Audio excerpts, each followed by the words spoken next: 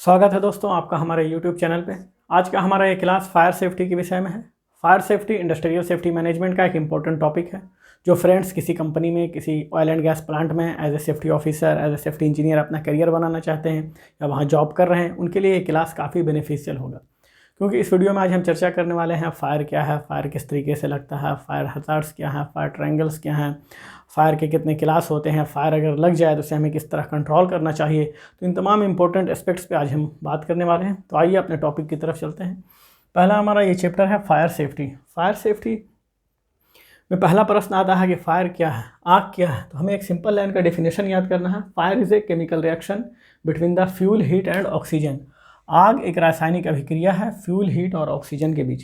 ये मैं आपको समझा रहा हूँ हिंदी में इसलिए कि चीज़ें आपको समझ में आए, लेकिन आपको ये डेफिनेशन जो है इंग्लिश में ही याद करना है, क्योंकि आगे इंटरव्यूज़ अगर आप अटेंड करेंगे तो आपको जवाब जो है इंग्लिश में ही देना होगा। तो सिंपल लाइन का एक डेफिनेशन याद कर लेना है फायर के बारे में। Fire is a chemical reaction between the fuel, heat and oxygen. यहाँ पे फ्यूल से मतलब केवल डीजल और पेट्रोल नहीं है, बल्कि ये फ्यूल का मतलब एनीथिंग दैट कैन बर्न, हर वो चीज़ जो जल जाए, जैसे कि रबड़ है, पेपर है, प्लास्टिक है, कोई भी चीज़ जो जल जाए वो फ्यूल हुआ। और हीट का मतलब source of heat. Source of heat क्या है? इग्निशन, चिंगारी है, स्पार्क है, फ्लेम है। तो कोई भी चीज़ हीट का सोर्स या हीट अगर मिल जाए, और ऑक्सीजन तो हमारे एनवायरनमेंट में हर जगह मौजूद है, तो ये तीन चीज़ जब भी मिलेगी तो आग लगेगा। फ्यूल, हीट और ऑक्सीजन, ये तीन चीज़ के मिलने से ही आग लगती है। हाँ, फ्यूल की ज्वलनशीलता पे आग का लगना डिपेंड करता है। कोई चीज़ बहुत ज़्यादा ज्वलनशील है, जैसे कि गैस, एक हल्का सा स्पार्क पड़ा, वो लग गया, आग लग गया। लेकिन इसी की जहाँ पर अगर भींगी हुई लकड़ी हो तो उसमें स्पार्क पड़ेगा तो वो देर से जलेगा। तो लेकिन ये जलेगा तभी आग लगेगा जब ये तीन चीज़ इकट्ठे मौजूद होंगी। तो इसीलिए कहा गया कि व्हाट इज़ फायर ट्रायंगल। एक क्वेश्चन आता है व्हाट इज़ फायर ट्रायंगल। तो these three components fuel, heat and oxygen is also known as fire triangle. ये तीनों चीज़ जो है fuel, heat and oxygen as a fire triangle भी जाना जाता है। जब भी ये तीन चीज़ मिलेगा तो आग लगेगा, और ये तीन चीज़ फायर ट्रायंगल इसलिए कहा जाता है क्योंकि ये तीनों चीज़ में से अगर किसी एक को हम हटा देंगे, तीनों कंपोनेंट्स में से, फ्यूल, हीट, ऑक्सीजन में से ये तीनों के मिलने से आग लगती है, और तीनों में से किसी एक को अगर हटा देंगे तो आग बुझ जाएगी। तो यहाँ पर हमने दो चीज़ देखा कि आग क्या है, उसका एक डेफिनेशन याद कर लेना है, एक रासायनिक अभिक्रिया। दूसरी चीज़ क्या देखा कि आग किन चीज़ों के मिलने से लगती है, तो फ्यूल, हीट और ऑक्सीजन के मिलने से लगती है। ठीक है, और इसके बाद आग लग गई। आग लगने के बाद फैलना शुरू हो जाता है। तो आग चार तरीके से फैलता है। इंपॉर्टेंट क्वेश्चन है, जब मैं निबोस IGC का पेपर 2 लिख रहा था तो वहाँ पर भी एक क्वेश्चन आया था कि आग किस तरीके से फैलती है। तो ये काफ़ी इंपॉर्टेंट है। आग चार तरीके से फैलती है: कन्वेक्शन, कंडक्शन, रेडिएशन और डायरेक्ट बर्निंग।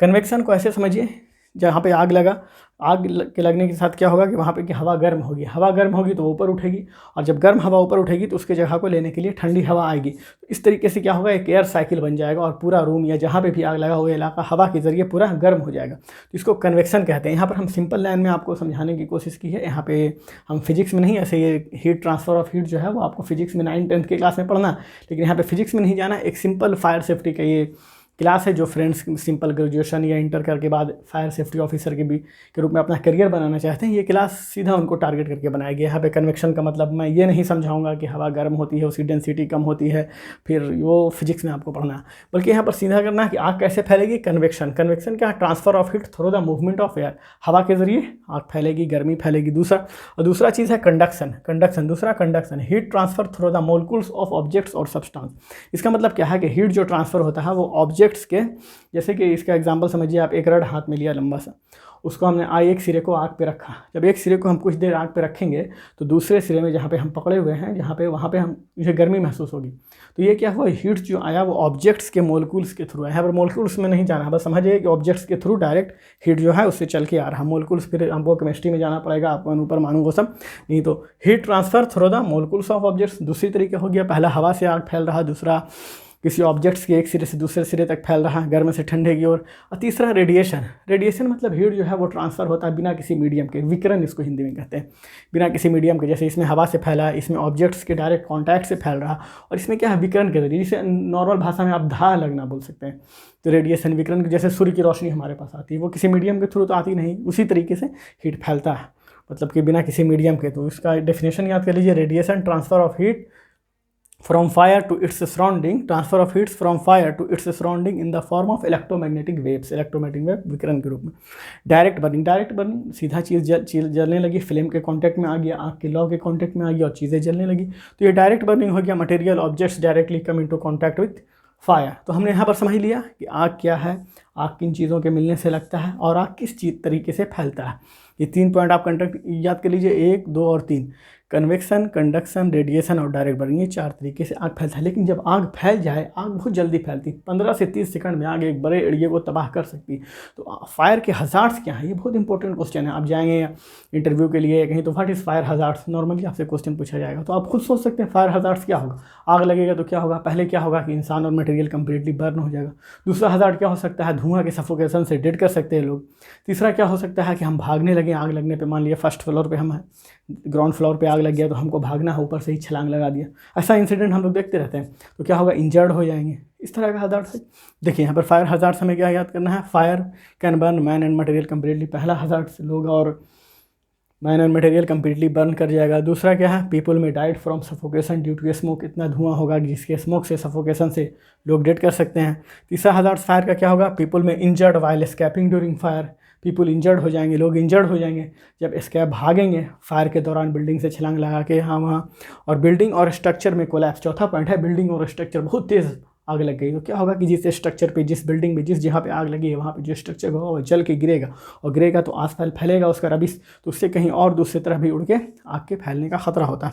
तो ये होगी आग के हज़ार्ड्स। और भी आप जोड़ सकते हैं, ऐसे 4 से आपका काम चल जाएगा, मतलब कि एक बेसिक समझ आपको हो जाएगी। आप जोड़ सकते हैं इसमें कि टॉक्सिक फ्यूम पीपल इनहेल कर सकते हैं, हम लोग टॉक्सिक फ्यूम इनहेल कर सकते हैं। आग लगी तो चारों तरफ धुआं फैलेगा, उससे टॉक्सिक फ्यूम होगा, तो फिर उसके फाइनेंशियल क्राइस, मतलब कि फाइनेंशियल लॉसेस की भी काफ़ी चांस है आग से। तो उसको नहीं, हमें बस ये 4 पॉइंट याद करना है कि लोग मर जाएंगे, जल जाएंगे, है ना, ये तरह का।